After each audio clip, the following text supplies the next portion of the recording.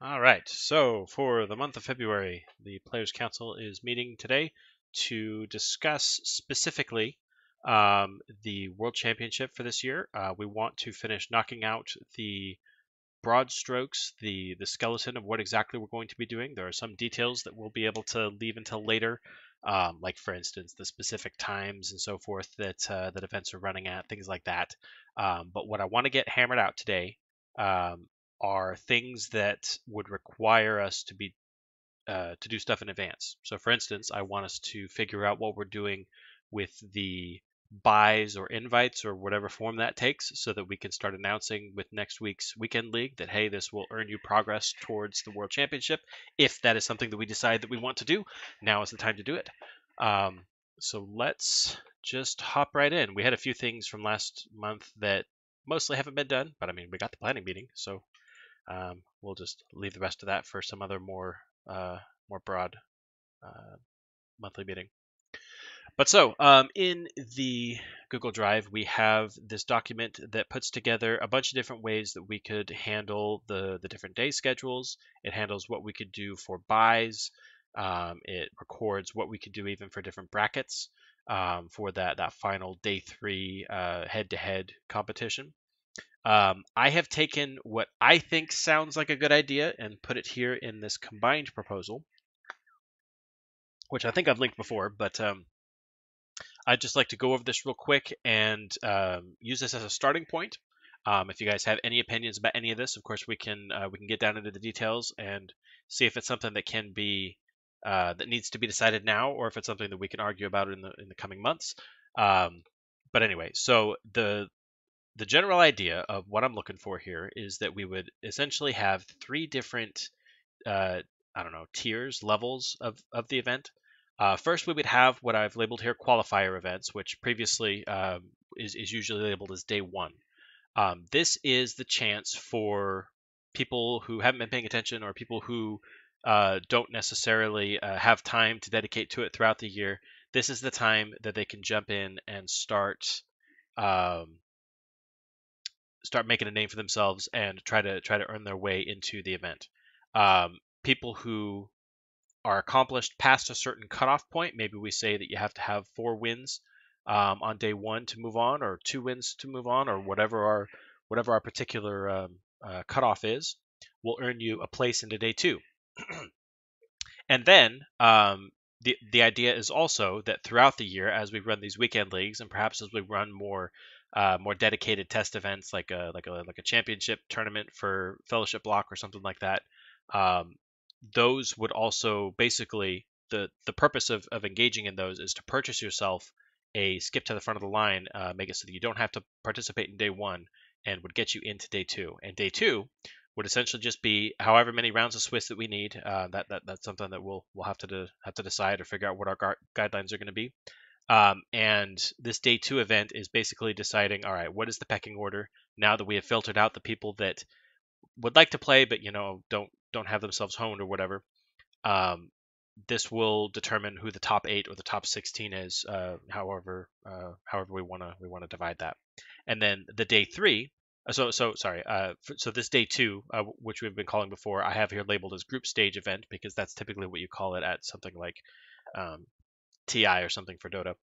But so day 3, what we've been calling day 3, would just be the top 8 or top 16, the head-to-head elimination match where we cut off all the people from the top, and we say, all right, now you're going to go head-to-head in one of these elimination tournaments, and then that will determine, who the world champion is and who the runner-up is, um, and yeah. So the basic idea I'm thinking is that this is a single event that you could theoretically sit down through and watch the whole thing, although it might be 5 to 8 hours depending on what exactly it is that we do. The group stage event is something that I think may take a little bit longer and maybe a little bit more spread out, just because there's going to be a lot of games, a lot of people involved, compared to the top 8 or top 16. And then the day ones, the qualifier events, these ones are flexible, I think, in how exactly we handle it. The proposal here talks about spreading it out over a weekend. So we would have, say, 4 different events over a Saturday and a Sunday.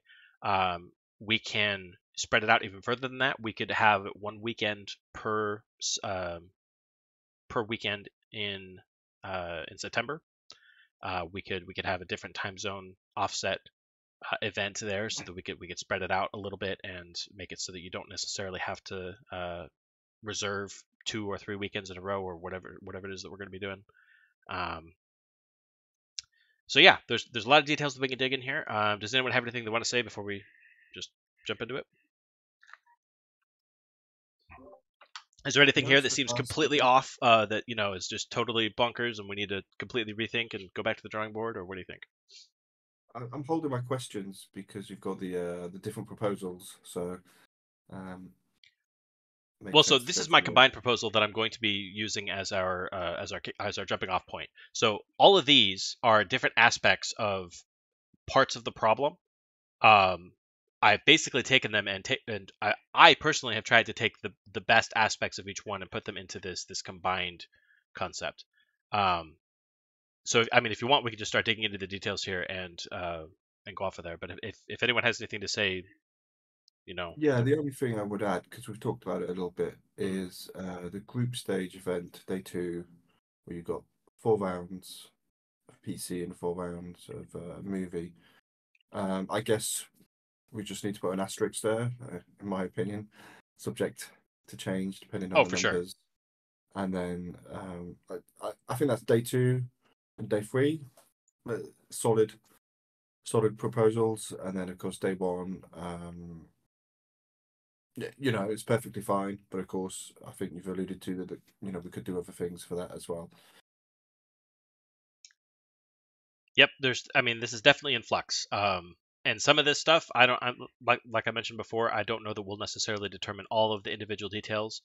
We just need to make sure that our bones are correct so that we can, and the one thing that I think we do have to have figured out is what we're doing with buys slash invites, however we frame that, because that is going to impact how we advertise the weekend leagues throughout the year. So that's going to be important. But Yeah, That's where most most of my most everything. comments would lie. Sorry. go for it. I was just saying that's where most of my comments would lie, is on the buys and invites. Cool. Well, let's take a look at day one then, because that's going to basically impact what the buys mean, right? So in one of the first proposals that we had, one of the guys that I spoke with, Witch King times five, on Facebook, he his proposal was that we award buys through the weekend leagues. We would basically award 2 buys for a win and 1 buy um, for being a runner-up. And what the buys would mean is that a buy would essentially be added directly to your win rate.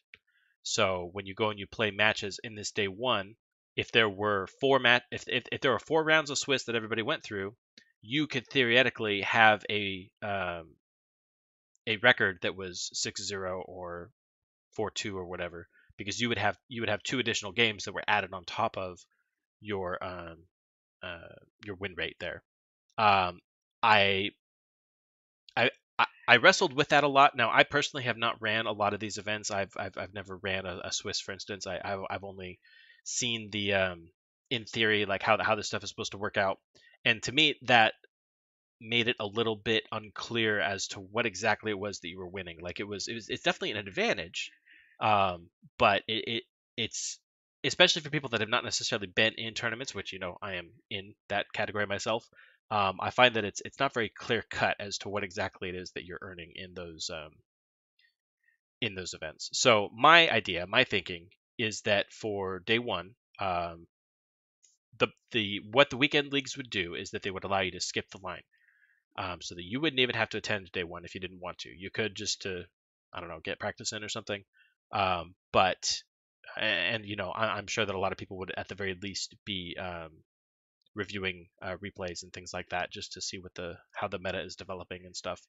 But essentially, we would say that if you are doing well enough that you are playing at these championship things that we are running, if you are performing well in the weekend leagues, then you can earn the ability to just skip straight to day two, so that you earn a spot onto the group stage. And I find this a little more clear cut. I find it easier to determine that there's no, you got 2 games out of your 6 or whatever. I don't know. It just seems easier to advertise that you. And I think in that case, if we do it like that, then it wouldn't be called a buy. We would call it an invite slot, or something like that. It wouldn't necessarily have to be binary. We wouldn't necessarily have to say that if you win a weekend league, you earn an invitation slot. We could say something like you earn points, and if you earn 5 points throughout the year, then that earns you an invite spot. We can do something like that to make it more granular. I'm open to different ways of doing that. But yeah. Yeah, I think that's a good idea. I think then for day 2, you've written that players are seeded according to their combined qualifier score. So that could be difficult to do if people have buys to this and they haven't played in any day 1 events. Right. Well, that's so the qualifier score. So basically, what that would mean, what this is intended to mean, is that if we play 4 rounds of Swiss, then you would take that score 4-0 or 3-1 or 2-2 or 1-4 or whatever, and everybody would be sorted according to their qualifier score, and that would get our positions, our current standings, and then you would for the group stage, we would decide how we wanted to do the seeding. If that meant that we did 1 versus 2 and 3 versus 4 and so on down the line, or if we reverse it and have 1 versus player number 64 and 2 versus player number 63, or however we want to do that. And so the only reason for doing that would be to make sure that, so this is a bit vestigial. I think this is kind of basing the idea that if you have the 2 buys that add to your qualifier score, then that would ensure that you are ranked higher in day 2. But that may actually be something that we just get rid of. If we decide to do the invitational thing, then once you get to day 2, if you've earned your way into day 2 either from qualifying in the weekend leagues or having a good enough performance at the qualifier events, then okay, well we've got a fresh slate now. We are just going to start over and have however many rounds of Swiss that we do for day 2. Yeah, I like the better to start over. Go ahead, Stormborn. Yeah, thanks. Yeah, right now I think it's better for day 2 to kind of be a reset if we have these invitationals. And I could see a situation where maybe you've gone 4-4 in day 1, and you'd have to be undefeated on day 2 to kind of qualify. So reset, I think, would be good. And if we're saying like the top 40% from day 1 qualify, I think that's fair. It is literally a qualifier. Mm-hmm. To weed out players who, for whatever reason, are just they're not going to do so well. They're going to lose most of their games. I'm going to go ahead and delete that because I think it does seem like people are leaning in towards invitational. But what were you going to say, Tuna Dan? If we do the invitational, it's something to consider. There's going to be 8 weekend leagues until the World Championship, assuming we still are doing it in October. Mm-hmm. So that's 8 people that we're going to give a free ticket to day 2. How many people do we think are going to be showing up to this thing? Well, so the only thing that I can think of that we can even start to gauge that by is by looking at how many people engage in certain events. None of the ones that we have up here are particularly insightful. The Weekend League hasn't even been announced yet, so these are just people that have noticed it in the events tab. The Sealed Gala, I mean, we've got quite a few, probably about 120 people, or about 100 people signed up. About 2/3 of which have actually played any games. Those are more casual events. I know that in the past. Do you have the stats? Sorry? Do you have the stats from the Yuletide leagues? Because I think that would be a good gauge. I would have to go look those up specifically, I think. I did gush about it in the leagues and events section. Let me scroll up real quick and see if I can find that. Are we restricted to only weekend leagues for invites? No. For our invitationals? And in fact, one of the things that Stormborn had typed up before, which I think that we should take a little bit from, is that he suggested having actual tournament events that weren't leagues, like actual Swiss tournaments being run throughout the year. And I don't think that we should do one per month because I think that we're going to get overloaded. But I do think that at some point we should do something like what these bold ones are, where we have like a fellowship PC championship and a movie PC championship and an extended expanded PC championship, and it might even make sense to have a throwback championship instead, where we say this is regular fellowship, this is regular movie, this is regular expanded, as a way to kind of lead people in and say, okay, yeah, so you were good at Decipher movie, now come show your chops at PC movie. Yeah. I feel like there's a couple different things that we could do there. But so I think that we'll have the weekend leagues, and then there will probably be 2 or 3 of those championships that we do. So that is the total surface area that we have to work with. Now, like I mentioned before, that doesn't necessarily mean that every single winner has an automatic invite. We could say that you have to have 2 points to earn an invitation, and so you have to win 2 events. We could divide it up a little more and say that, okay, well, if you get in first, then that earns you 5 points, and if you get in second, that earns you 4 points, and so on down the line. And then anybody who has 10 points or higher, I mean, that's essentially like a league system at that point, an event league system. But So if we run championships and also are offering buys during the weekend leagues, it would make sense to offer. So say the bar is two buys and you get an invitation to day 2. Championships would give you 2, but if you wanted to do it with weekend leagues, you'd have to win at least 2 to actually get anywhere, because those are a lot more casual and people may or may not be playing as competitive stuff or whatever. and that may be the way to go too. It definitely makes sense to me that the championships, we say, yeah, okay, so if you fought your way to the top of one of these actual graded tournaments, then that makes sense that this person is probably actually the best person on the field. Whereas with leagues, there's always a little more leeway as to whether or not the person at the top actually is the best player, or if they were just the luckiest, or if they cheated their butt off.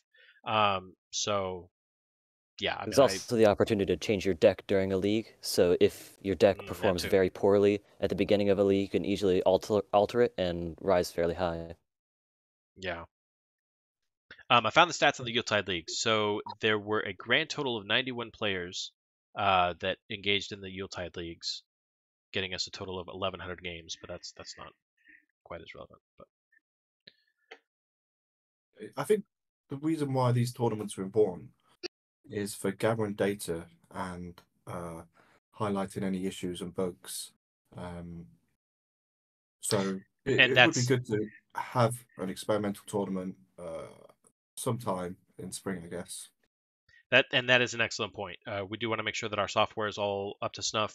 We want to make sure that any obvious issues are handled during one of these small events instead of the World Championship. We don't want the World Championship to be the very first time that we try any of this stuff. That could be quite disastrous. So yeah, I definitely agree that there's 2 birds, 1 stone with those. Sorry, what was that? I was gonna say, is there any thought to doing something kind of like what the Pro Tour does for Magic, where there's like a fixed number of slots for day 2 that we're trying to fill, rather than to kind of have it be a wide open pool? I mean, with it being an invitational system, I think it would be fair for us to say, like, oh, we're trying to fill 64 seats with the goal of getting down to the top 8 on day 3. But like if we try to, like, okay, we're going to invite 64 people to the Worlds, qualifier, 64 people that can qualify, I guess what I'm saying, or whatever the number is that we think that would give us a target of, okay, you want this invitational tournament, we're going to give out 4 invites to the top 4 people or something like that from this invitational tournament. And we at that point we know we have 8 weekend leagues, we can give out 2 invites for the top 2 spots of those, or 1. It gives us a target to shoot for. Right, and I think that that's going to be much more feasible for our second World Championship. The problem is we don't know how many people are going to show up. Sure. I do think that we can, at some point, we need to put together actual forms that people fill out for, yes, I'm signing up, this is the address to ship any physical prizes to if I win, all that kind of jazz. But I don't think it's a good idea to open those up just yet. We probably want to leave those until like August or September, so that people are closer to the time, and they actually know a little better if they're going to have the availability and all that stuff. Because I mean, I do think that it's telling that you have so many people, even just for these casual events.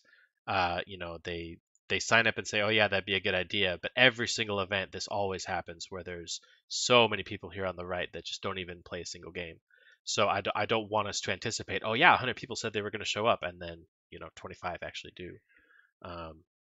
So that would work if we had data on how many people were going to show up. Since we don't actually know how many people are going to show up, and since we can't trust any numbers of people who say they're going to show up until the day of, I think that it's going to be best to try and have some sort of guidelines in place, which Stormborn has done a little bit of work here to get us in that direction, where we would say something like, okay, on day 2, if there are at least 64 people that show up, then this is how many rounds we're going to do, and this is the cutoff that we're going to utilize. If only 16 people show up, then this is what we're going to do.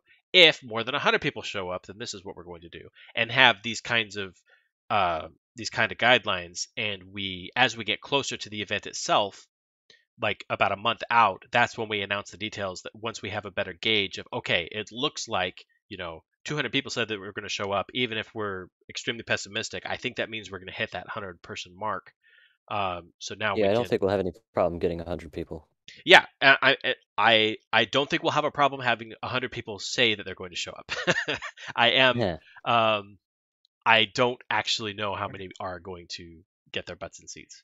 But a lot of that I think is going to ride on how we're able to manage the community's hype on this. Like, are people going to get excited, or are we going to do a good job of publicizing it and making sure that everyone is aware of it? And are we going to pick good prizes, and are we going to get people excited? Are people going to look at what we're doing with the errata? Are they going to trust it to be a good showing?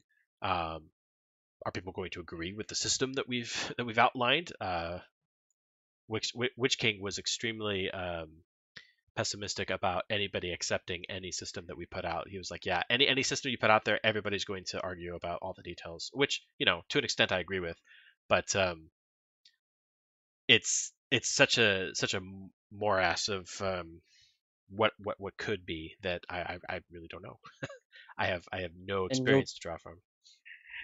you'll get a lot of people who'll say, "Hey, this system sucks. I hate it," who will show up and play anyway just because they want the prizes or whatever. Yeah, And and I think that's I think a large part of publicizing it will be figuring out today what we're going to offer as prizes, or at least get a tentative idea towards that, so we can at the very least tantalizingly hint towards it when we announce it.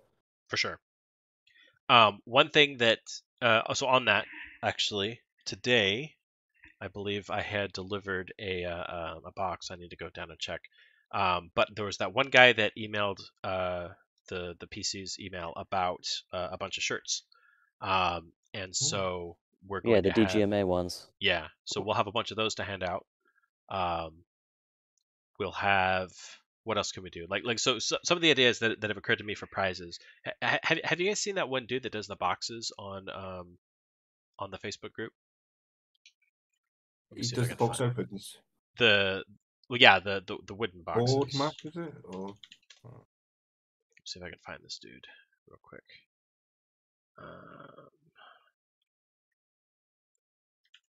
Custom deck boxes. yeah. There we go. So it's this guy that does wood burning or something in Poland or something, and he's, it looks like he basically just needs vector art and so forth. I don't like most of the designs that he's actually got on there, but I think that it would be pretty cool if we commissioned some of those and we said, oh yeah, like let's customize it so it says 2023 World Champion. Maybe even make sure that the culture icons of the particular cards that were in the deck are in there, and offer those as prizes and get those lined up. I think what are some of the things that we can do? We've mentioned the obviously we're going to release a digital promo that is only for people who participated in the event one way or another, day 1, 2, or 3. That will be branded with 2023 championship. I think that there will be another promo that is awarded maybe just to the top 8 that will be selected by the winner, by the world champion. And then there will be 2 versions of that, one that the world champion themselves get, and then one that the top 8 get. that is whatever particular card that they chose. Either we make it a full art, or even if it's just an alternate art or something, masterwork. Whatever they decide, really. So long as it's something feasible. I think that's a shoe in. I think that we could even take that and Fo, I know you've done some work with physical foils. It might be possible for us to award some physical versions of those cards, although it would have to wait a little bit for that processing to get done and shipping to get sent out and all that kind of stuff. So I don't know if that will be hype bleeding if it takes a little while to show off what the results were and so forth. But there's all that.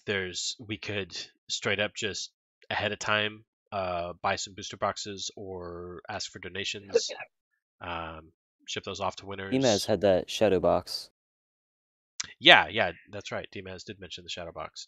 And I've seen some boxes that have gone up for $100 or so, and that's something I'd be willing to chip in on and just grab the box and have something to award. I don't know. What do you guys think? Like anything else that? Yeah, I sounds think like a that- range. I always think reflections packs are good, but they're expensive. Yeah, that's handing out straight money, right? Yeah, exactly. Actually, go ahead. If we wanted to award reflections packs for the next 18 leagues, it cost us like several $1,000s. So I don't know. Yeah, that's another thing too. I'm trying to. I want to make sure that whatever we award and what we make flashy is something that we can perpetually do, which is one of the reasons why I like the idea of these boxes, because this kind of thing is something that we could, since it's commissioned, since it's made today, it's not a limited supply of stuff that is going to start going down. That's the sort of thing that we can perpetually do. And actually, I remembered while I was talking about these, is that I think that we could actually even print out the exact deck that was used by the champion or whatever, and include that in the box. Mm. That might be a very interesting prize, especially because it's going to include V cards and stuff like that have never been printed. And Yeah, I don't know if what's his face Moravel has. He told me he hadn't done any PC errata if we wanted to order them from him, so that might be an issue. Well, we could talk with him and see what he wants to do for there. But I was even just thinking one of us just send it to NPC and have it printed. I don't know if that's Yeah, I something we haven't would do ironed for... out all the kinks with that. They're like, people might be dissatisfied if they get something that's a centimeter big and not as glossy or whatever as the original. Mm-hmm. Yeah, and Morvale has done the work on getting it as exact as he could possibly manage. Plus, his polar suppliers aren't as stingy when it comes to copyright.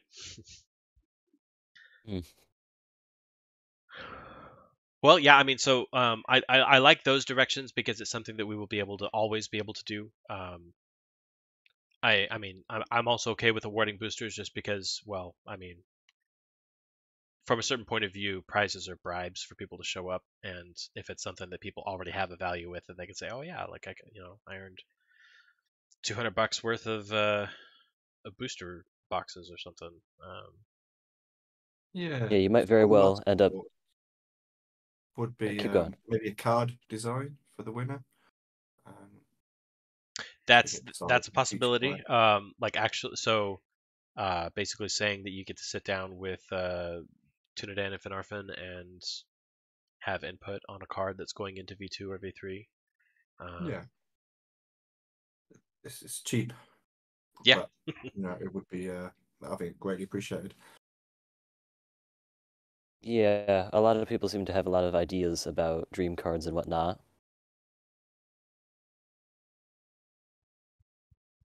So far, I think the best. Go on, Fo. I was gonna say it's one thing to have a dream card idea. A lot of us post them on Facebook. It's another thing to have it implemented into GIMP. Yeah. So, I mean, I think that would be a big step. It's like there's that kind of additional promise there. Like this is a card that will be created, and digitized coded into the system. So Yeah.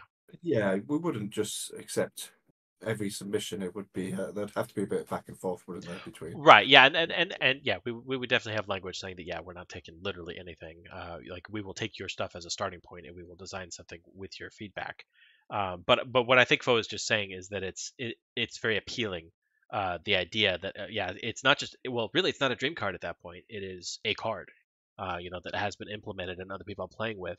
Like that's going to be cool for a lot of people, and maybe hopefully even appealing enough that people come on and start working with the BC. But Another question I guess I have related to pricing in general is, as we're talking about like the longevity of this, I mean, it's great for people to step up and say, yeah, I'll donate a booster box or I'm going to donate these shirts, but that's not going to be every year. I yeah, mean, do we have any thoughts about, registration fees? I mean, even $1 or $5, whatever we think is that tipping point, or is there something that the PC can start collecting throughout the year so that we have a little bit of a slush fund to throw at a big world tournament every year, to have legitimate prize support rather than, yeah, I don't, maybe it's even accepting donations, and kind of pushing that throughout the year. I don't know, but just something and that we might that is definitely consider. something that I have wrestled with, because I mean, you guys have heard me before where I've said I don't want to bring in a dime into this, so that there's nothing for lawyers to start drooling over, that oh yeah, we can take that money that is supposed to be ours. On the flip side, like you say though, yeah, I mean, for it to be sustainable, um, having just a tiny $2 entry fee, I mean, that's going to be, if we have 100 people sign up, that's $200. That's not something that big companies are going to give two craps about. On the flip side, that also means that we're probably going to have to look into legal things like incorporating, making a 501c or whatever it's called, just a nonprofit organization, which I have zero experience with, no information about. Everything I've Googled about it was less than helpful. Like it's something we're literally going to have to go talk to a lawyer about and see what needs to be done, and that seems like a big step. I know that the Star Trek Continuing Committee is incorporated like that, same as the Star Wars PC. Star Wars PC, of course, is legitimate. They have actual legal agreements that allow them to do all that kind of stuff. So it's encouraging that the Star Trek CC, had nobody's stamp of approval, um, and yet they've still lasted. They've survived. So it's possible that I'm just jumping at shadows. Um, and for small things like this, I think that it might be okay. I guess the thing that worries me is that the sort of thing that we do is potentially poking Warren Holland specifically in the eye, because people have asked him to approve of a Lord of the Rings PC, and I sort of anticipate that eventually we're going to get some jerkwad that gets into an argument with us, gets into a spat, and decides that they're going to go and try to ruin our day. And they're going to send letters to Amazon. They're going to send letters to New Line. In fact, this isn't just me making stuff up. There was a guy that did this for the Hobbit draft game. He went and sent letters to Time Warner, um, Wow. basically tattling on what they were doing. And so Enola was sweating in his boots for a little bit, but nothing came of it. It was just some random kid somewhere. But most of those organizations, I don't think, are going to care about what we're doing. But if Warren Holland decides personally that he doesn't like this, then I don't know what we do in that situation. Because he doesn't have to Well, have a monetary incentive to come after us. He could just want us to stop, and he could. right. He could. I mean, speaking to the monetary side of it, then I mean, it sounds like that would be an argument to not accept donations for the Players Council directly. But I mean, does that prevent registration fees going directly to a prize pool? We're Well, not profiting that's off of it anyway. But what's the difference? It's all legal cosplay, right? Like it right now, if we don't have an organization, we're literally talking about it going into my PayPal account or something, which I don't use. So it would essentially just be PC funds. But um, So that's here's a potential solution. How about if we separate GEMP from the wiki, because the wiki is just like it's just a document about history, isn't it? Really, and you can put like a buy me a coffee link or something, or Patreon or anything on the wiki, donate here, and that might be more palatable in terms of. So strictly speaking, there is a donation link to Marcinus, his original. I didn't delete this. I kind of wanted to, but rather than doing that, I just put it on the contribute page. So I was trying to avoid any issues with that, of course. But do you see why I'm saying? Yeah, like put it on the wiki side. Yeah, I think we're more covered. I mean, from a certain perspective, all that kind of stuff, it kind of blends together. I mean, like the test camp instances are all ran on the same server as the wiki. The images are served from the same wiki server. All of the file share stuff that we have. The only thing on the production GEMP server is GEMP itself, but that's more because I wanted to have the horsepower if necessary, not because I thought that it wouldn't work if we had them side by side. So I don't know that it does anything to actually physically separate them or try to spin them off into their own thing, but yeah, fair enough. I do think that I don't know. I just want to reduce risk is all, and I am a little paranoid over it, but at the same time, I know that it is paranoid. And in fact, this is something that we probably should go ask the Trek CC guys. What do they do? Like try to get a frank conversation with some of the guys that run this. Their website is atrocious. I've watched some of their videos because they have monthly meetings as well, but they're much more structured. They look more like board meetings. Where there are specific things that they're doing. They have their treasurer come up and talk about their current, budget and what they're doing with that money. They have a person who's running the tournament stand up and talk about the events. They have the errata guy stand up and talk about all their stuff. So they have a feature where I think if you pay $20, you get access to a better deck builder. I understand the need to try and monetize, but that sort of thing just drives me up the wall. A competitive advantage does not strike me as the sort of thing to do with a volunteer organization. So now, if I was to ever feel like I was secure and that I could do stuff monetarily, what I would sell is cosmetic stuff. Especially on the website, the ability to add a custom avatar, or the ability to like some of the cosmetic stuff I've talked about with the cards. Like I've always tied it to the fake gold that we have, but it would be very easy to have premium card borders or something, things that do not actually affect your ability to play, but are just kind of a cool way to support the organization and customize what you're doing. That sort of thing I think is much more palatable to me, even though I would never do it at this point because that would put blood on the water. But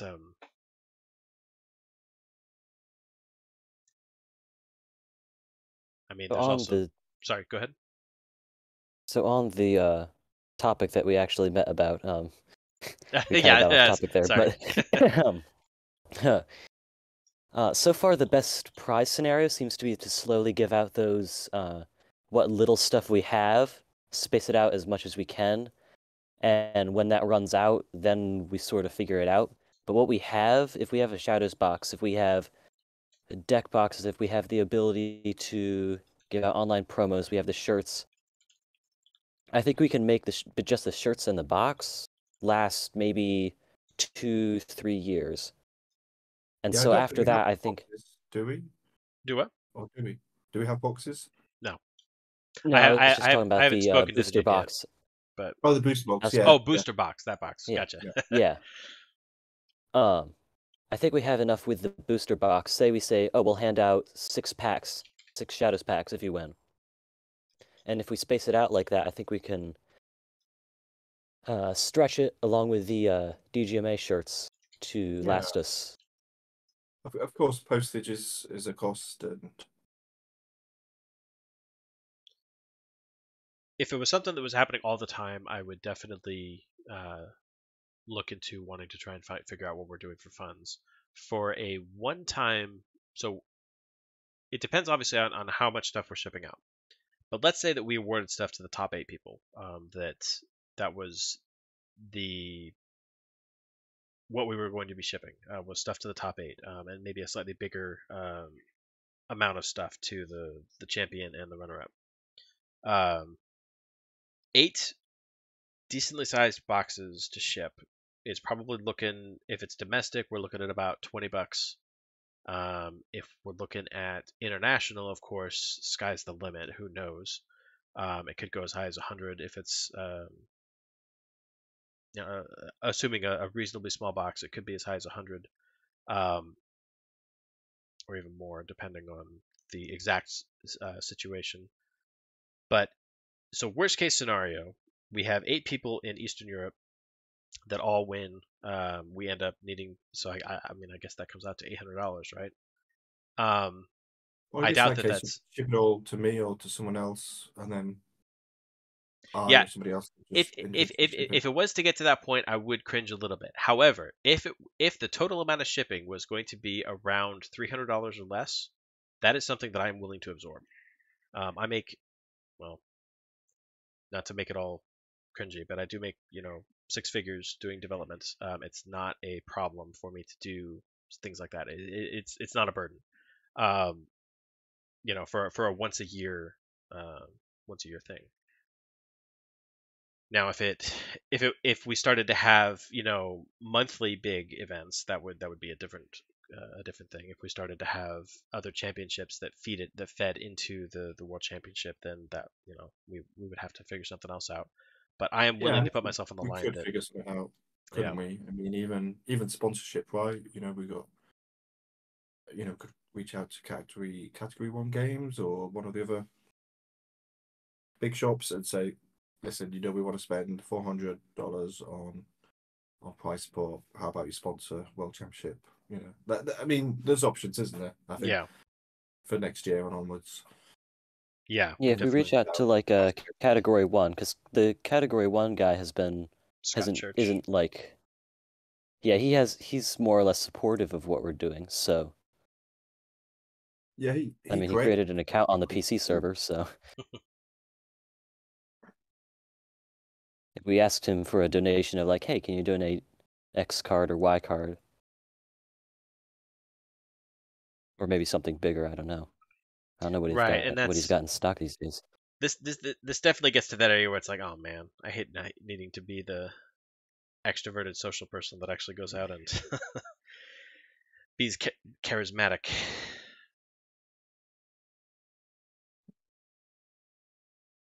But at the same time, that is kind of the reality of the situation. I think that some of those things we can put off to the next World Championship. Yeah, and they're good ideas. Yeah, they're definitely good ideas.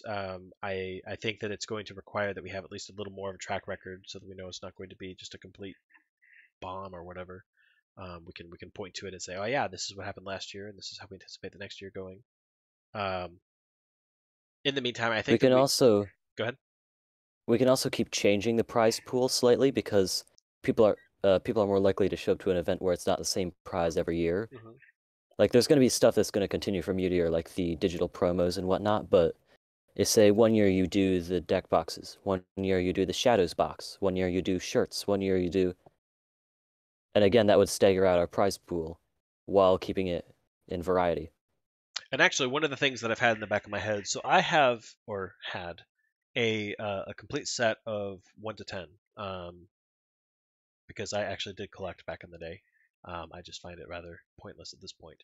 My reflection set got auctioned off for Death by Monkeys, but the other sets I've always thought, I don't really have a purpose in holding on to these, so I eventually plan to just offer them up as prizes, and we say, okay, if you win, then one of the things you get is a complete set of King Block, 3 sets right there, boom. And so I do think that that's something that is available. I mean, it's obviously finite, but it's something that I would be willing to offer to up the ante in future years. I do think though that is a good point, that people are going to expect things that are different. People are going to expect it to be bigger. So we do want to choose our initial offerings carefully so that we're not screwing ourselves over in future years or even this year. Try not to bite off too much. And Yeah. I think the Shadows box and the T-shirts and like digital promos, I think that's quite good. yeah, I think that's sufficient. Yeah, and do you know how much the wood burned boxes actually cost or whatever? he was offering them for a pittance. It felt like it was like $15 a box or 15 euros a box or something. Where did Well, it that's go? not bad. Yeah, so I mean, like all told, I mean, even if we did it for the top 8, we're looking at 150 bucks or something. Like that's again, like that's well within. Ah, there he is. That's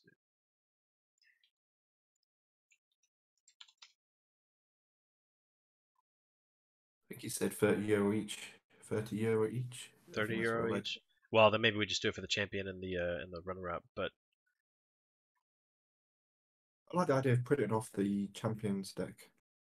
yeah, and even so, especially if we do it just for the top 2, for champion and runner up, we could do both. Even just print off the champions deck and the runner ups deck and stick it in their respective boxes. I think that would be a particularly cool a cool prize. I think that would probably lean more towards the sentimental side. That it's like, oh hey, cool, look, I won, and there's my physical cards. I've never actually seen most of these. And Yeah, that's awesome. that's your trophy, right? Yeah. Well, precisely. Yeah, that's really more of a trophy item than a prize, so to speak. But Yeah, so I guess we do need trophies, and maybe we need 2 boxes then in that case. yeah, exactly. And then for the rest of it, yeah, So just do. maybe Sorry. finish your thought. And then I was gonna say, and then for the for trophies for everyone else, like it would just be the digital promos. Like that's essentially their trophy is the I went to the World Championship and all I got was the sticking card. But On the Trek CC side, the World Champion is on the front page. There's a defined dedication plaque. If you scroll down, yeah, see them. oh, I gotcha. So It's quite nice. we could totally do that. We can have a page that's just on GEMP and have something on the server or something. You could put it under events because people go there all the time. Ah, yeah. So just have a third section here that is World Championship. We'll probably end up needing to do that anyway for the championship, just to keep it all separate. And Yeah. so having a little section that is, yeah, these are all the prior winners. Here's a links to their deck. Here's a link to the replay so you can go watch it. Here's a Ooh. link to the commentary stream. All that jazz. I mean, this is honestly kind of pathetic that it's JPEG. To be honest, I feel like you could do a lot more than that. But oops. So Anyway, so far we've got those 6 options. You can add like a placard or whatever just under G. But oh yeah, sure. I think starting out small for our first rodeo would be the best idea, just so that we don't get ourselves in too deep and run out of prizes faster than monkey running out of bananas. Yeah. I agree, and this sort of thing too. I mean, it's obviously been interesting to talk about, but this is one of the things I was talking about that was details that we can figure out later, because we don't need to announce Yeah. what the world champion gets. Um, You can just say, among our prize ideas are X, Y, or Z. yeah, or just bring it up over time or whatever. I don't even think that the initial announcement needs to be bogged down with details like that. We can just straight up say, yeah, there's going to be a world championship, and you can earn progress towards it at the weekend leagues, and this is the tentative date that we are going to be doing it on. And honestly, I don't know that we need more details at the initial showing. and then the rest of it, of course, we will definitely have videos talking about all this and laying it all out. And I do want to get all this information out at least in the next month, once we have a good plan, so that people can kick the tires and make complaints and see if there's any community wisdom that we can draw from. But okay, so anyway, all that stuff is fun to talk about. Let's jump back here to the buy and invitational concept. So how do people think? What do people think of the idea of making the weekend league prize essentially being just a straight invite to day two? Is that what we want to do, or is Yeah, I there? think that works really well. I personally would say do it as half an invite, and then do a couple feeder tournaments that allow for a straight invite. I think that may be a good balance point. We make it so that the championship idea here that we do, that's the straight invite, and then if you win 2 weekend leagues, that's a straight invite, or something like that. Yeah. So you would essentially earn yourself half an invite, and do you get points from the leagues, or is it not set up like that? well, I would say that we just do away with that. That we just say, okay, this is an invite straight to day two. You can just get the line. You don't have to go along the unwashed masses. Although you probably should, just so that you can see what people are doing. But it'll also take the burden off of a lot of people who would want to play. Like they don't have to play day one. They just only have to devote 2 days of their time to World Championship. And honestly, like I do think that there is, so obviously a lot of things are casual. Most of the people that play are casual. The competitive people, I think, should be rewarded for having kept themselves, knocked off the rust and kept up with it throughout the year. I do think that is something that they should get a benefit from. So yeah. Yeah, as much as I would really love some casual guy who plays in his spare time to come from behind and win the thing, the competitive people should be awarded for participating throughout the year. That makes sense. And hey, like I'm totally down for somebody that qualified through day one winning. Like obviously that's okay if they actually have the grit for it, and they've got the skills and the deck and everything for it. I suspect that a lot of the high performing people we get in day ones are going to be people that are attracted to the idea of a world championship, but they haven't been all that involved with GEMP or with PC concepts, and they've been attracted just to the spectacle because that's what they remember from 20 years ago. And so I do think they're going to do well, but I also think that unless they have actually studied up and actually spent a little bit of time, I think they're going to get knocked down. By obviously you can't just fall off the turnip truck and come play. You can easily get surprised by Pale Crown or something and not do very well. But yeah.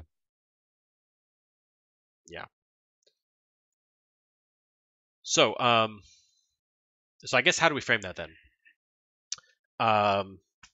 If you're not earning a straight invitation, because as pointed out, if there's 8 of those, where's that thing?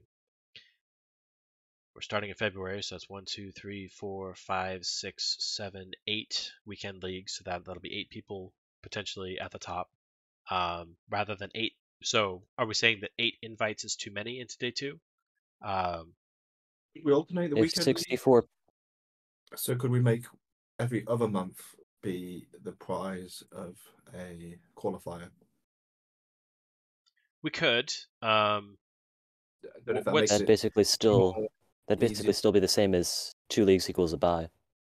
Not quite, particularly if someone struggles to do it twice. But so what? I guess what I want to know is 8 too many, and is 4 the right amount, and what are people's thinking behind that? In one-off tournaments, we probably want about 10 to 12 qualifiers, because they've already proved their worth, right? So that's the whole idea of the qualifying round is just to filter out unwashed masses, as you said. Make it all the players semi-competitive, and those would be good players, presumably. So, Fo, you mentioned that in the in Magic, they basically go for top 64 when they're doing their group stage stuff. Is that what you said? Yeah, when they're doing their big tournaments, they have like a fixed number for their main event. Everything else is funneling in as earlier qualifiers and whatnot. Um, but like when they go do the Pro Tour or the World Championship, when they start it, they have a fixed pool. It's a random draw who you face. You go do your draft or whatever and go to town. So that's where it's like, to me, like right now, it sounds like we're kind of straddling two different approaches here. We want to make sure that we have enough people for a tournament, but we also want to filter out the masses. Yeah, and so with Magic, you know that there's going to be 5-digit, Right. 6-digit numbers of people that are trying to get in. So you can easily say, oh yeah, 64. I mean, that's easy. The problem with us is that we just don't even know, are people going to show up? Are they, like, people are going to say they are, but are they actually going to set aside 2 weekends to do this? Are they actually going to take the time off? Are they going to show up and play for 6 hours twice in a row? Are they, like, those questions are much more mercurial in my mind. Right. I mean, to me, I mean, it sounds like the day one. I mean, all of the amount of invites almost need to be determined based off the number of participants in some way. I don't know that Yep. there's really like too many people on day two outside of everybody. I mean, if we have it filtered down, even if it was double of 64, if we had 128 people qualified because we were able to run multiple big tournaments and then we had a huge turnouts and we invited the top 8 people from each of those tournaments, like that's still okay. We filtered it down. I mean, that's where I think we also need to be a little bit flexible on like the number of invites. Maybe needs to be based off the number of participants in something. Yeah. Yeah, that's key. The being flexible. I think that my brain just melted. Doing a like say top 30 or top 40 or even like for Magic top 64 going into day 2.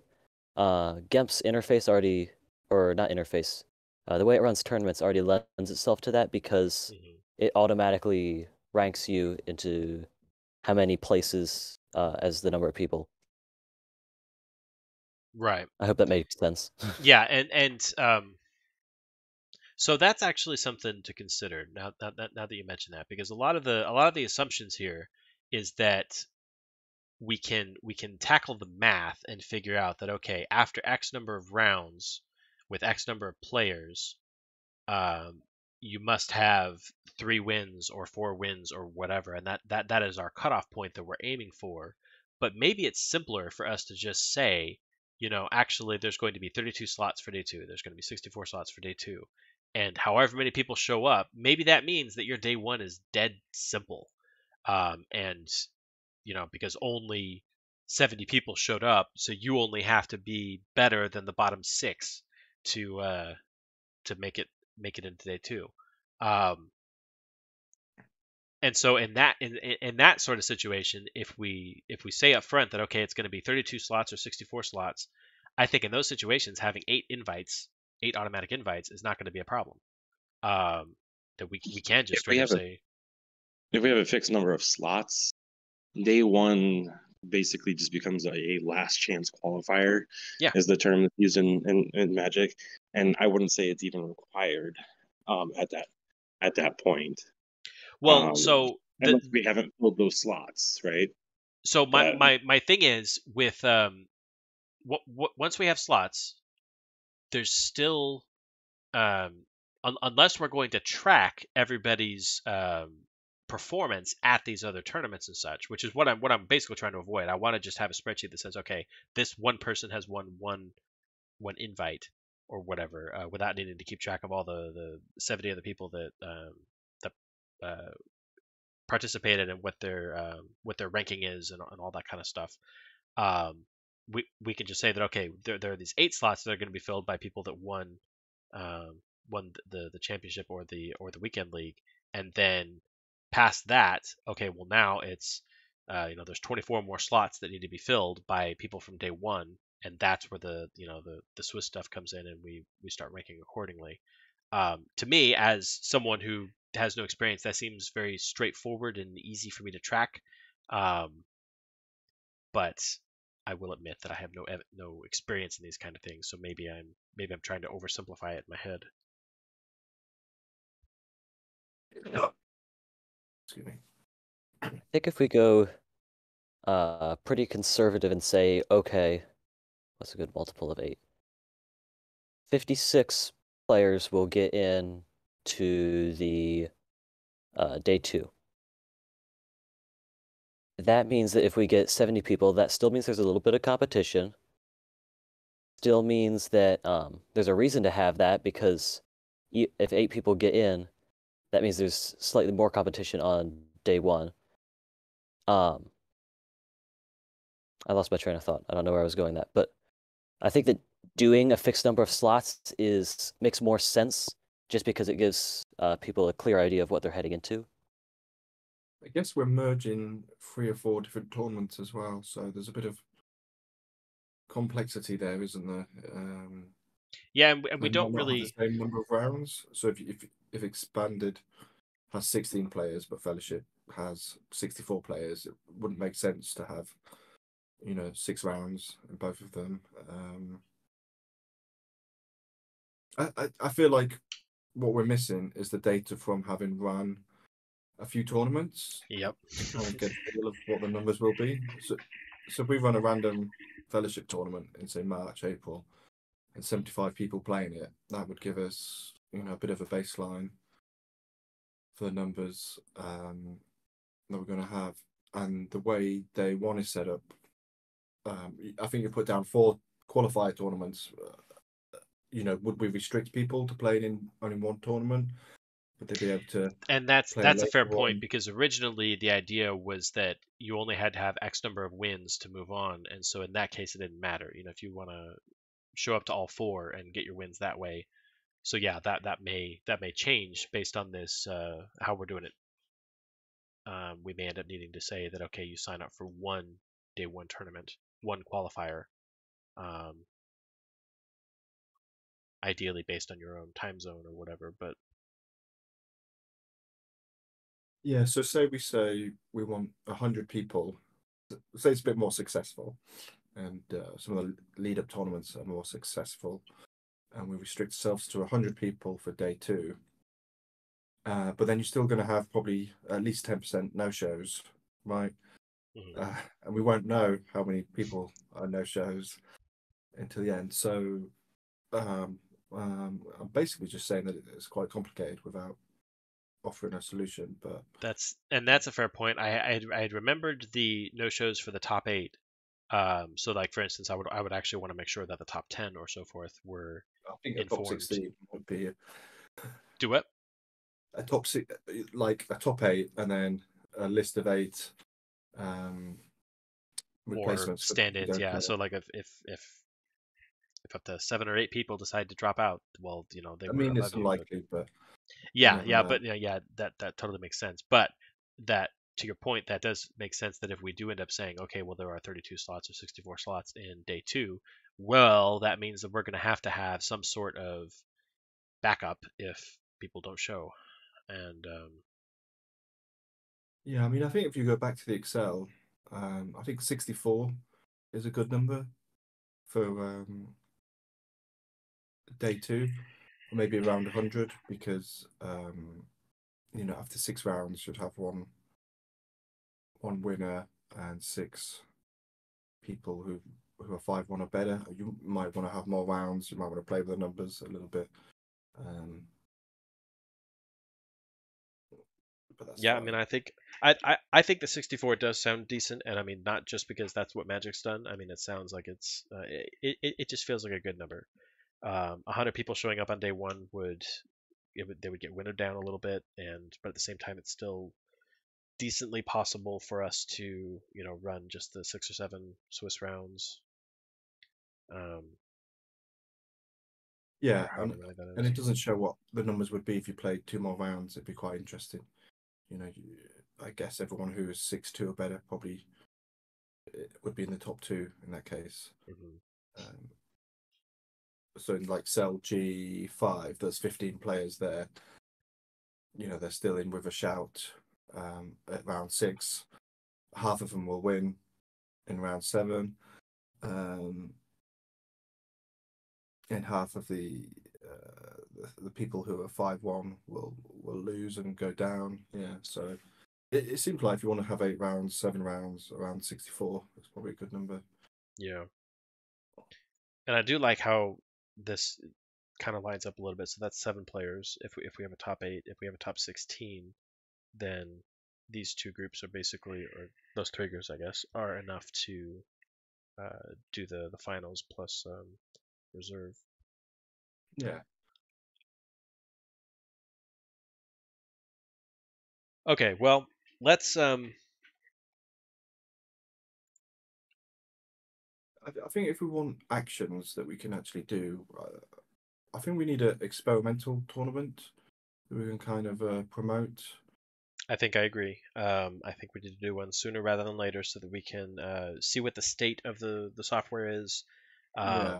See, just start working on it, see it in action, and also, just use it to gauge hype and how much people are involved and how many people are going to show up and what's our approximate no-show rating and all that kind of jazz. Yeah. How much lead time do we need for that? Like 3 weeks, or I don't know. I think that we could probably do that in March. So we've got the Yeah, weekend league for February next week, and then we'll have another weekend league, around there. So we could say something like the 10th or the 17th, or 11th or 18th. I mean, 11th, yeah, I think that 18th. would be the best. And Maybe if we on did that, we Sunday would or- also, if we did that, we would also have a better grasp on what kind of people are interested. mhm. If we put it out as a test league or not test league, a test tournament for the World Championship, I think people would be more likely to show up than if we just said, "Hey, we're running a tournament." It'd also Yeah. I be mean, a good way to test however we do publicizing. it, it would definitely need to feed into the world championship. So this is like, okay, go earn your invitation and also help us identify how the world championship itself needs to run, that kind of thing. And would we Yeah, offering a buy as a prize would be a good idea. want to do it as just fellowship standard, Decipher Fellowship, just so? So I do Well, the think that World at some Championship's point, going to be PC. so yeah, Yeah, the world the championship test and definitely will be learn. PC. However, I do think that there is merit to having throwback tournaments leading into it. Go earn your buy, Mr. 20 years champion that was great way back in the day. Prove to us that you know what you're doing. Have your Decipher cake, since that's something that some people care about. Now that you've done that, if you want to show that you've still got it, you're going to need to switch over to PC and do PC stuff. So I maybe the feeder tournaments that are an auto invite would be a lost my train of thought. So maybe the feeder tournaments that would be an auto invite we should do as Decipher. so I mean Just because honestly, I think that we that'll have room give for them their both. shot. Like if there's 64 slots that we're aiming for on day 2, 8 weekend leagues plus 3 or 4 feeder tournaments, like that's not many. That's 12 out of 64. Like that should be fine. Like that's not overly restrictive on who else is able to qualify.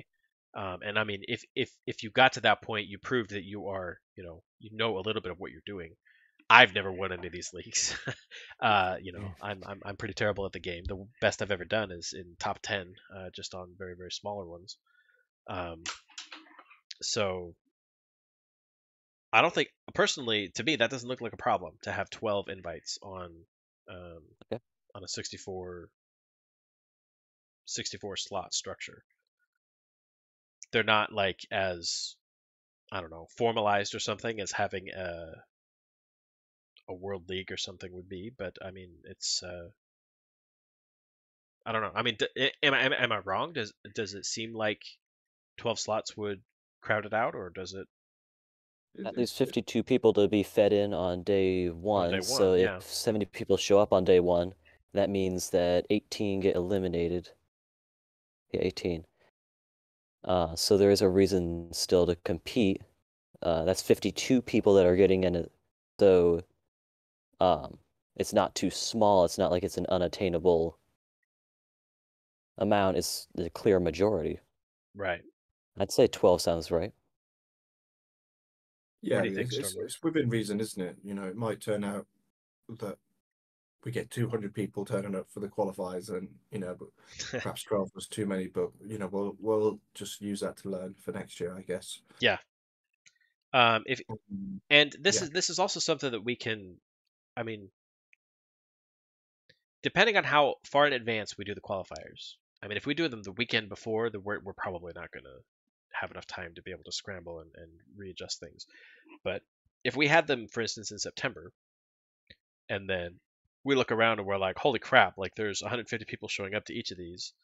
Maybe we should bump it up to 128. Like we would have a month's lead time to think about it and Yeah. see if it would make sense. So maybe day one is actually going to be our fourth. Well, no, that doesn't make any sense. Or disregard that. And obviously, we're not going to be able to call these day one, day two, day three. Like, I mean, we've been using that as shorthand. But day one is not going to be one day, and so I mean, we're definitely going to have to move away from that verbiage at some point, which is why I started giving these alternate names Qualifiers, that yeah. are. But okay, well, I think that we've got enough to say that people who win weekend leagues, people who win those championships or I don't know, tutorial tournaments, we just give the winner an invite. I think that, and even for the later ones, like if we end up doing ones later in the year that are more movie championship kind of thing, we could figure something out. You know, the champion and the runner up get an invite or something. Um, And I just think that going back to the tournament that I wanted to kind of get going off the blocks. I kind of do see it as a test and learn, so I don't think we need to say you're going to get a bye to the World Championship for this. I feel like we just need to run a tournament. okay, The I reason think why I that's fair. say Yeah, Fellowship Cypher Block is When just to we get as many people in as possible, so we can kind of see if it breaks the system, and just we could announce a separate prize. I'm happy to think of something to give away for that. and now that If you you mention it, if there is something wrong with our system, if it's easily gameable, if some moron gets to the top that clearly didn't deserve it, because there was a big old chink in our armor that we didn't see, that would be controversial later. If, oh yeah, that's the guy that earned his way to day two without actually having earned it, kind of thing. So yeah, I think that's more than fair to say that, yeah, we'll just do it as a regular old, sort of like a weekend league where, yeah, there'll be a unique promo or something, but not a bye. yeah, not a buy. and Not an then we use invite, the I want learning to say, from that because tournament sorry, what? to we use the learning from that tournament to kind of set the other tournaments, the Yeah, qualifiers and other things in motion. Yeah. yeah, and as we get more under our belt, we'll have the experience, we'll have the data, we'll be able to say, okay, like this is what day two and day three need to look like specifically.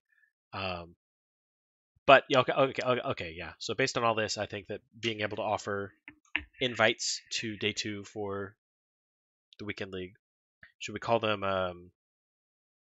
qualifier invites? Should we call them? Qualifiers, yeah. Okay. Invitationals, qualifiers. Well, I meant the award itself. So when I'm saying, go and earn yourself a blank, what do we call that? An invite, a what? What are we calling day two? Day two so far I had as group stage. So skip, like, in my head it makes sense that, okay, yeah, you're skipping the line across. You have qualified, but I mean, You and just this call it a group stage invite. group stage invite. Yeah, Yeah. I wonder if we could look at what Magic calls it.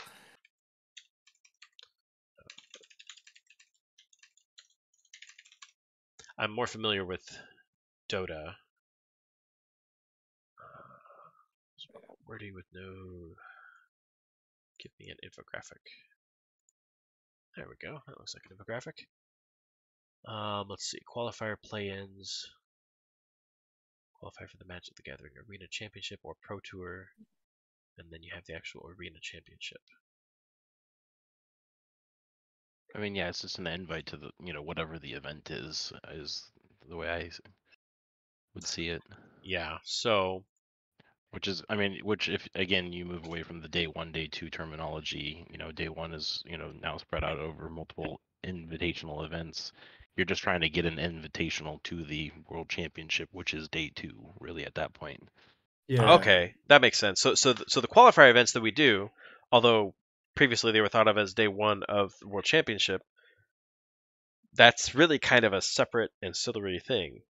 That makes sense. Those are just how you qualify for the World Championship. It doesn't matter when they could take place on the Friday before the World Championship or 2 months prior. It doesn't matter. Right.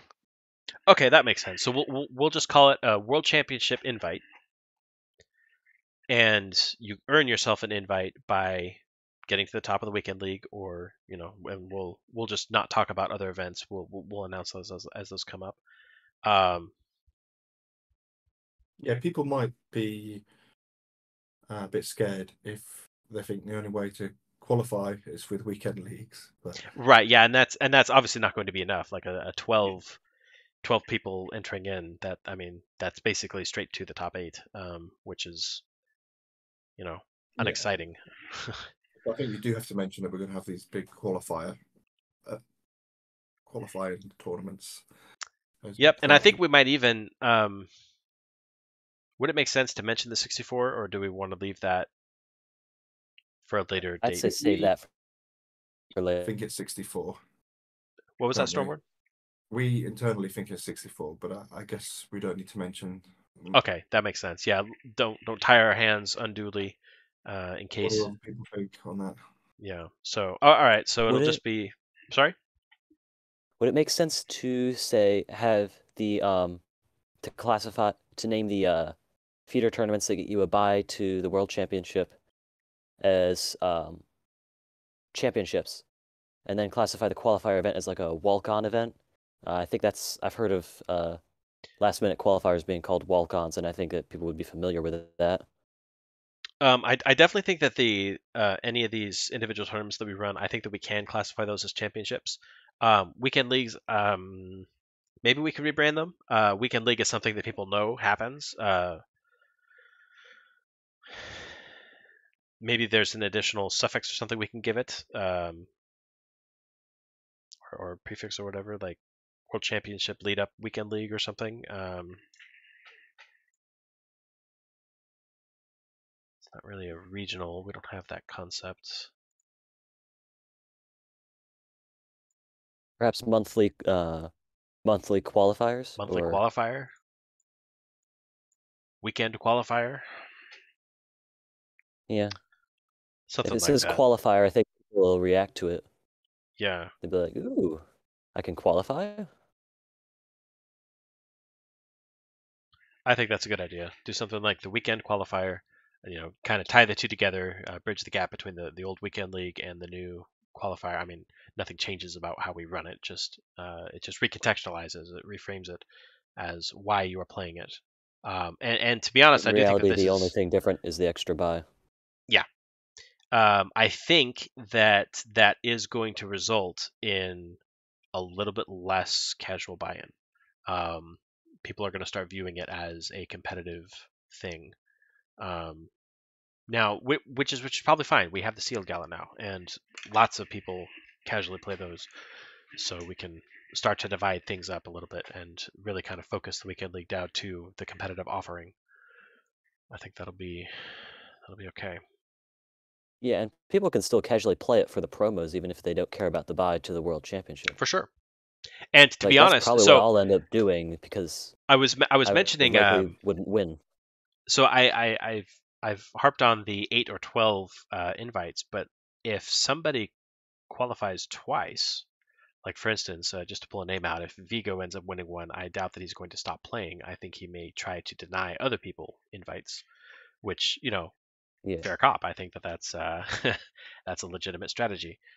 So in those cases, do we want to say that the runner-up gets one, or do we want to say that only the person that won gets one? So there could be a maximum of 12 invites, but if somebody who has already qualifies again, then does it evaporate? Funny one, isn't it? That's a funny situation. Be tempted to say, if only the winner can get one, but then second place is going to be a bit annoyed if they're prevented by. I think either way, it's going to be there's going to be quirks, isn't there, where people be annoyed.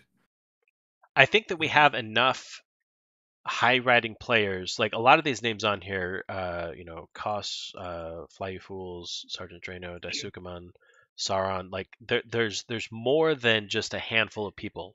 I feel like if there were only like 5 people that were super competitive, they would end up swapping the Yeah. spot over and over.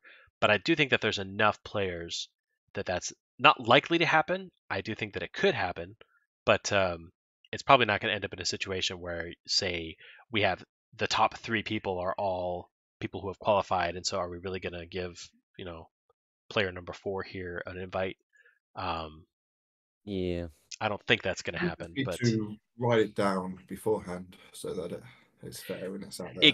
Exactly, yeah. That would have to be part of our announcement, part of our thing. That if you win, if you come in first place with no substitutions, then you earn yourself a qualification. Yeah, I think you could get a scenario where in the last weekend league, it goes down to 5th or 6th place, right? Yeah. I mean, if the same people have gotten serious about it, and they are, because obviously you're going to use these for practice. I mean, there's no sense not doing that, especially if you want to actually have a shot at the championship. Okay, so I will start typing up an announcement. I will alter the little image that we use. Oops, not there. For announcing, and make it more clear that it is the qualifier. So this will say something like, yeah, now I've thought about it, maybe it's better just to be transparent and say, well, our goal is to have a 64-player tournament. And I think that we have enough. We figured out enough stuff that we don't necessarily have to say that it's 64 at the beginning. I do think that it's a good idea that we hold that. Just like, keep it in our pocket. people will ask this directly, won't they? People are probably going to ask. We should also. So my plan is to say that these are the details that we figured out. We're going to have multiple qualifying events beforehand. We are going to have a group stage that involves a Swiss tournament that leads into a top 8 on the final day. Some of those details are still going to be worked out, and in the coming months, we are going to be running test tournaments so that we can get our feet underneath us and figure out exactly what needs to happen. And well before the event itself happens, at least 2 months before, we will have all the specific details posted so that people can, poke it. But I think that I'm going to try and keep our commitment here as low as possible and only speak about the details that we have absolutely hammered out, including the invitation, the fact that there is a qualifier, the fact that there is a group stage, and then the top 8 at the end. Which, I keep saying top 8. We haven't even hammered out if that's going to be top 8 or top 16. We haven't even discussed whether it's going to be double elimination or single elimination or what we're going to do. Because again, those are details that are cool to talk about, but they don't necessarily have a long reach where we have to worry about them at this juncture. We will have to at some point, but details like that could get in the way of what we're trying to say and get out there. I have noticed over time a trend that the shorter and more concise messages are the ones that resonate, that people are able to really hop onto. Long walls of text never do very well on Facebook.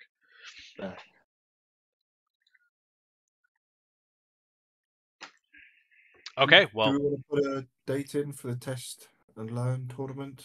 Is that something we can do now? Let's see.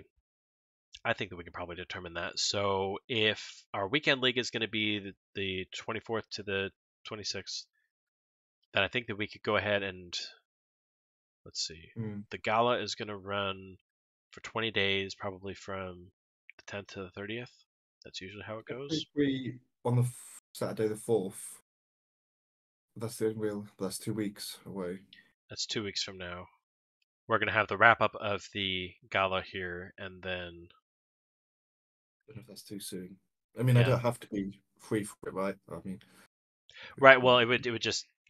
We want to Anyway. have an announcement out at least a week beforehand so people can see it and get used to the idea. So that further announcements we do are just reminders. I'm really bad at that with these weekend leagues. Lately, I have been just announcing it the day before, but it has always done better when we announce it a week ahead of time and then do a reminder follow up. I think the 11th sounds like the best day. Yeah, I think so. Spaces it out well enough. Yeah. And it's not something I want to necessarily make a huge habit of, having so many events in 1 month. I think that will lead to burnout. But I think that for what we're doing, a one-off is Yeah. going to be fine. And then later on, down the line, we'll have our championship stuff. Okay, I'll so be away let's then, but do what? I can help promote and I keep my eye on it when I'm out and about. Yeah. Let's see. So we're going to do a test tournament on March. I already forgot which day it was. It was March 11th, was what we said. Yep. And so we're basically going to, check the. Oh, is it going to be a Swiss or an elimination? Yeah, tournament? I think Swiss. Okay. So we're going to be checking the Swiss software within. I think we just do n to the power of 2 rounds. So, if there's 64 players, I think that's 7 rounds, isn't it? If there's 8 players, we do 3 rounds. But, I mean, I don't know if you can set that up. Well, that's one of the things that I'll need to be doing here. So as we will need to be just doing an informal test. Let's see. We're going to need to do an informal Swiss test just on the test servers that we have, just with a bunch of sock puppets, and see how it operates. And then we're going to want to. What will be interesting is if there's issues within a game and everyone's waiting for that game to finish, strength of schedule, how that's calculated, like your results, how your opponents that you've played against, how their results are. That should be the tiebreakers.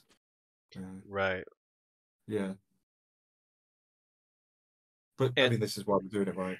Yeah, exactly. Yeah. So we'll just announce that for now we are following the tournament rules that Decipher has. So they have a tournament guidelines that is in here.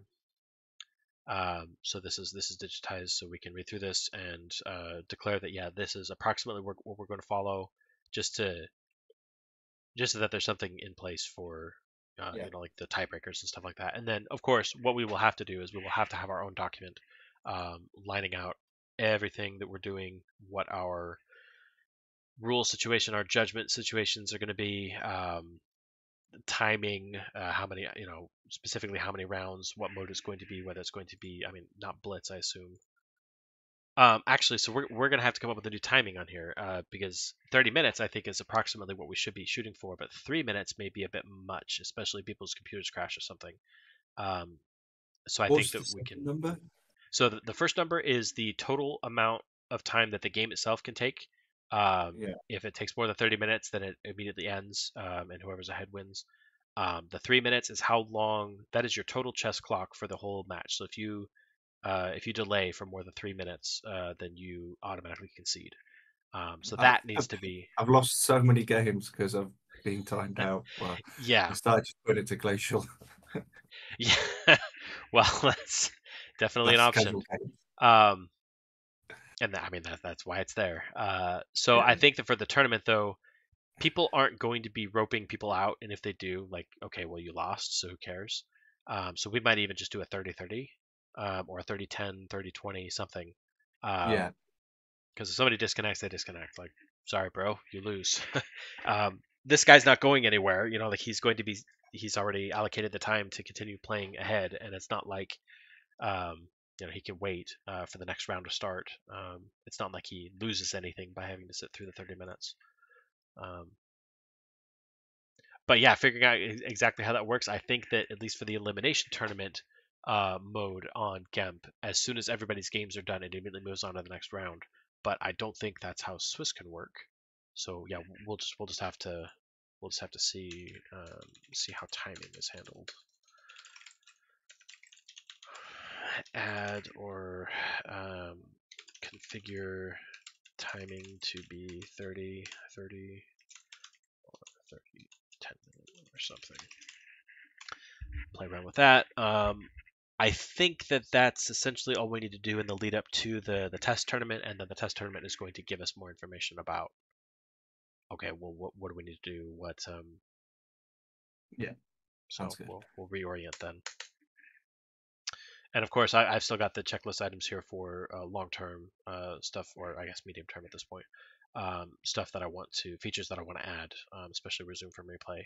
Is something that would be a load off my mind. It would mean that there's no crash that could possibly actually inhibit the tournament as a whole. It would be no more than a couple of minutes for everything to come back up and then just go back to the spot you were at.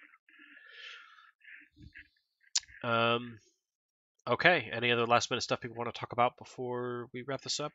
It's already been an hour and a half. Sorry, I'm really bad at... No worries. Been productive. All right, well, that looks good. If any of you are watching this video and there's something that we are absolutely desperately ignorant of that you need to come correct us, come let us know in the comments or on the PC Discord. And yeah, other than that, thanks for watching.